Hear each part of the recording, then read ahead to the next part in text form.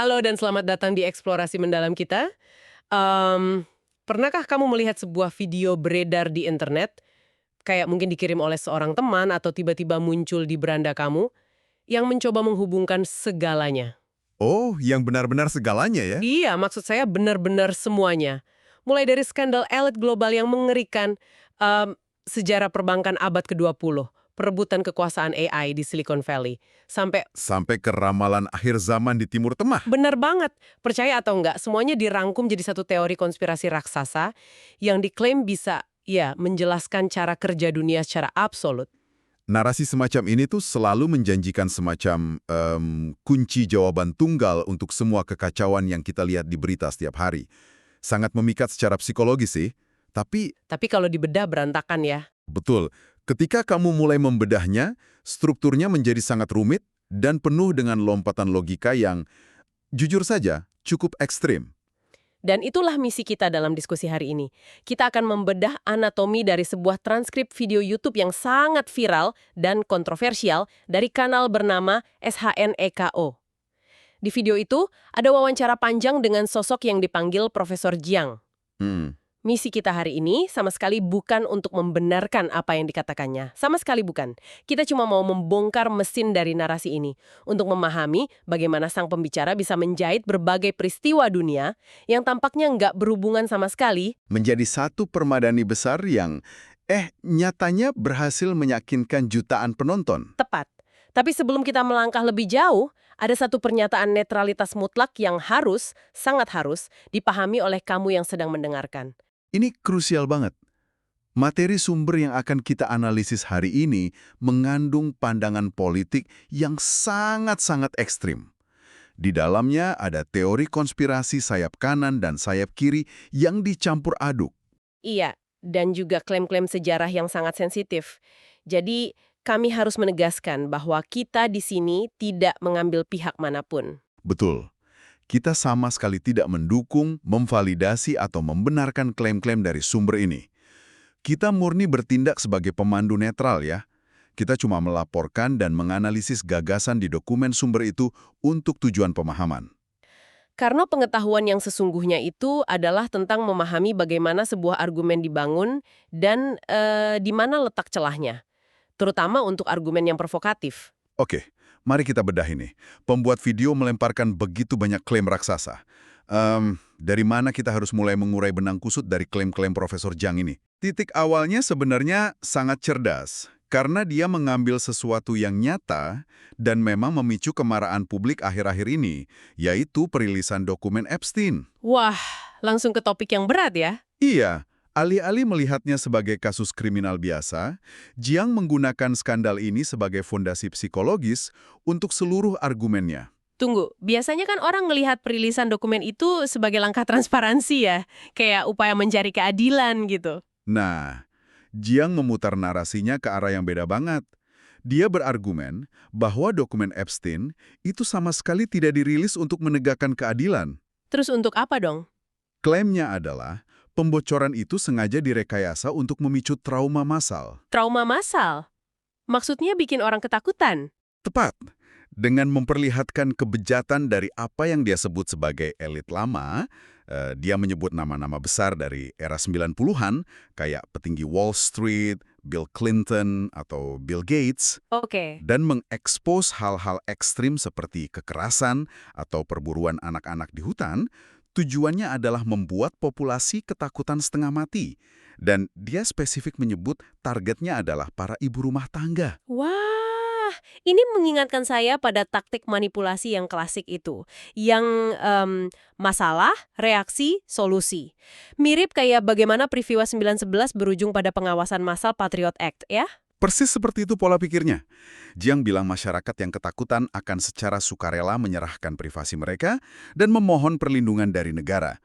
Bahkan sampai memohon anak-anak mereka dipasangi chip mikro untuk pelacakan keamanan. Disinilah ini menjadi sangat menarik, ya kan? Bagaimana bisa kemarahan publik terhadap para miliarder korup itu justru dimanfaatkan untuk memaksa rakyat biasa menerima pengawasan massal dari perusahaan AI kayak Palantir. Yang menarik di sini adalah Jiang melihat ini bukan sebagai satu elit yang solid. Dia melihat ini sebagai transisi kekuatan. Transisi dari siapa ke siapa? Dari elit finansial lama yang menguasai Wall Street menuju elit teknologi baru di Silicon Valley.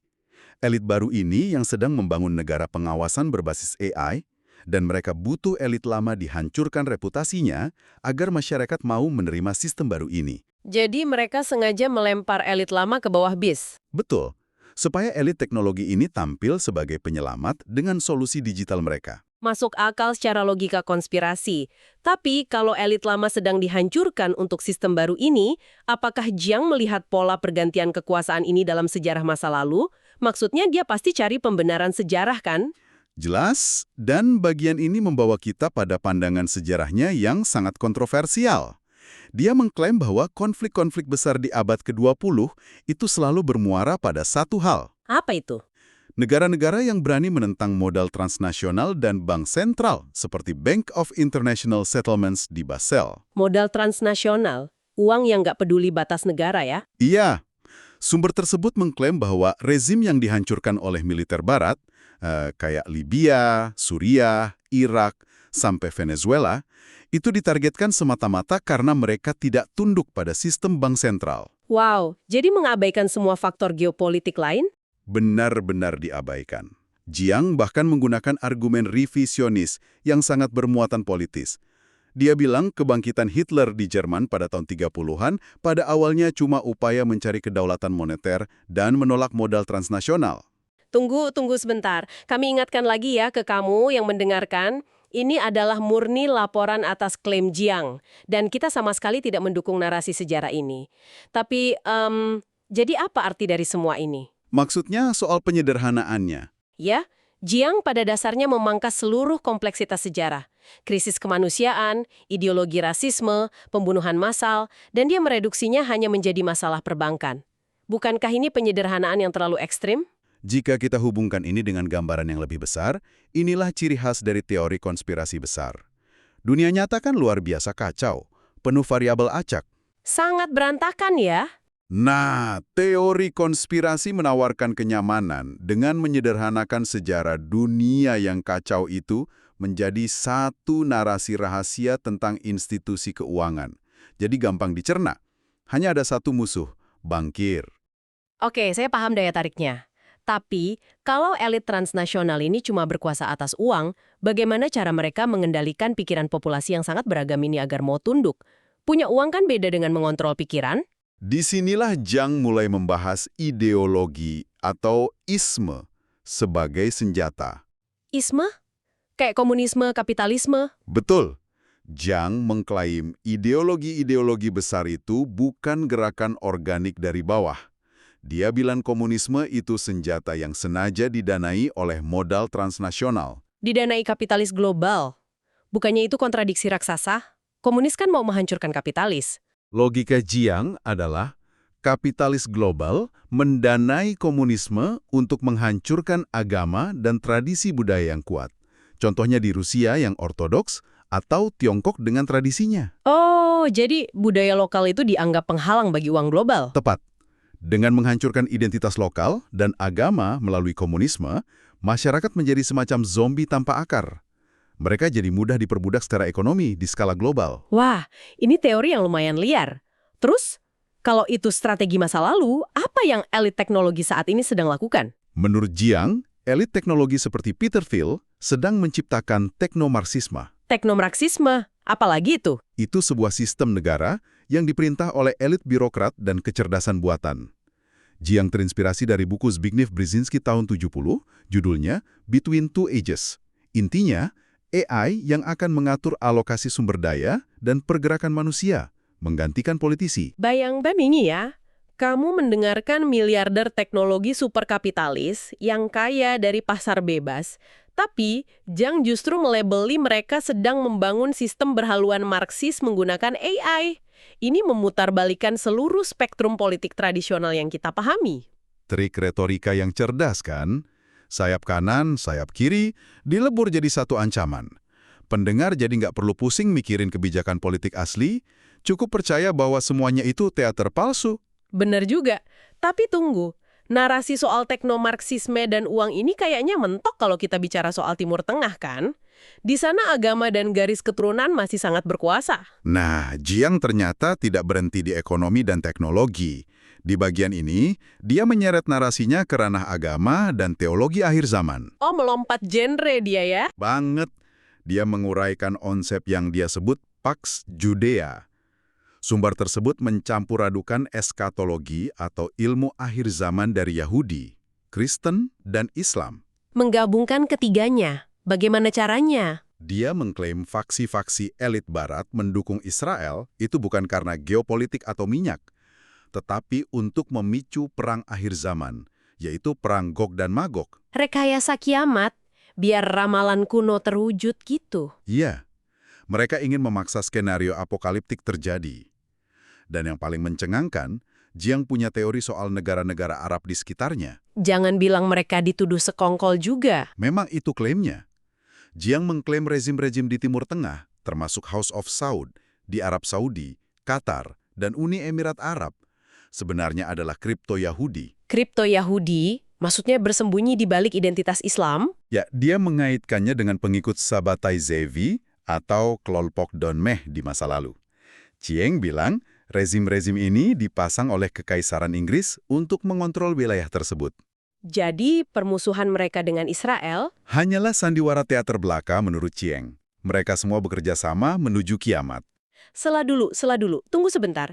Dalam dokumen sumber ini, Jiang secara terang-terangan mengakui bahwa dia tidak menggunakan bukti dokumen sejarah untuk klaim soal Arab Saudi ini kan? Ya, dia mengakuinya secara terbuka. Dia bilang dia hanya menggunakan pemikiran prinsip pertama, kayak first principle thinking, lalu membuat model tebakannya sendiri. Ini memunculkan pertanyaan penting banget. Bagaimana kita bisa membedakan analisis sejarah dari sekedar fiksi karangan bebas? Ini adalah momen yang pas untuk mengingatkan pendengar bagaimana disinformasi bekerja. Jiang menggunakan istilah yang terdengar analitis, tapi menerapkannya tanpa bukti empiris. Dia membangun logika yang terdengar masuk akal di atas fondasi pasir hisap. Cuma modal tebak-tebakan logis ya? Betul. Logika tanpa bukti faktual nyata itu cuma cerita fantasi. Masalahnya, penonton yang terhipnotis sering lupa menuntut bukti. Karena ceritanya terlalu seru untuk dirusak oleh fakta. Oke, setelah membangun dunia fiksi ini, kemana Jiang memprediksi arah kejadian-kejadian ini dalam waktu dekat? Orang biasanya cari prediksi kan di video begini? Prediksi jangka pendeknya fokus pada Iran. Menurut sumber, Iran adalah penghalang terakhir di Timur Tengah yang belum dikuasai elit ini. Terus apa yang elit ini mau dari Iran? Jiang mengklaim Israel ingin Amerika Serikat terseret perang melawan Iran, tapi dengan tujuan agar AS kalah dan keluar dari persamaan geopolitik Timur Tengah. Biar AS bangkrut dan pergi. Tepat. Dan Jiang bilang upaya revolusi warna lewat protes massal di Iran yang diduga didalangi CIA dan Mossad itu gagal. Gagal kenapa? Karena pemerintah Iran memutus matikan akses internet. Jaringan intelijen putus. Jadi karena internet putus, mereka butuh rencana baru. Ya, dan rencana barunya adalah Jiang memprediksi akan ada serangan false flag atau bendera palsu. Wow, skenarionya seperti apa? Dia menduga akan ada serangan mematikan terhadap pangkalan militer atau kapal AS di luar negeri. Dia menyandingkannya dengan insiden USS Liberty tahun 67 atau Teluk Tonkin. Serangan itu nantinya akan dituduhkan kepada Iran. Tujuannya untuk memprovokasi kemarahan publik AS agar mendukung perang. Betul. Untuk menyeret warga Amerika secara emosional ke dalam perang besar. Ini gila. Kenapa kamu, para pendengar, harus peduli dengan teori seperti ini? Mungkin kamu mikir ini cuma ocehan di YouTube. Tapi karena narasi-narasi macam ini yang beredar liar di internet tuh, sangat mempengaruhi bagaimana orang di sekitar kita mengartikan berita sehari-hari. Mulai dari kebijakan politik sampai konflik nyata. Benar. Mulai dari demonstrasi mahasiswa, harga minyak, hingga pergerakan kapal induk militer. Semuanya tiba-tiba dilihat pakai kacamata konspirasi kiamat. Dan itu bisa menciptakan apati massal. Kalau semua sudah diatur elit rahasia, buat apa kita berpartisipasi dalam demokrasi, ya kan? Tepat sekali. Oke, kita sudah di penghujung diskusi kita. Kita telah membedah bagaimana sebuah video viral mengambil isu nyata, seperti dokumen Epstein, lalu menjahitnya dengan sejarah bank sentral, filsafat teknomarksisme, hingga ramalan eskatologi akhir zaman. Dan semuanya dijalin dengan rapi, nyaris tanpa memerlukan bukti dokumen yang kuat. cuma modal asumsi. Iya. Kami tegaskan kembali ya, eksplorasi kita hari ini murni adalah studi tentang anatomi narasi ekstrim. Dan sama sekali bukan pembenaran atas pandangan kontroversial tersebut. Betul, kita hanya mempelajari bagaimana disinformasi itu dibentuk. Sebagai penutup, saya ingin meninggalkan kamu dengan satu pemikiran provokatif. Manusia memang benci ketidakpastian.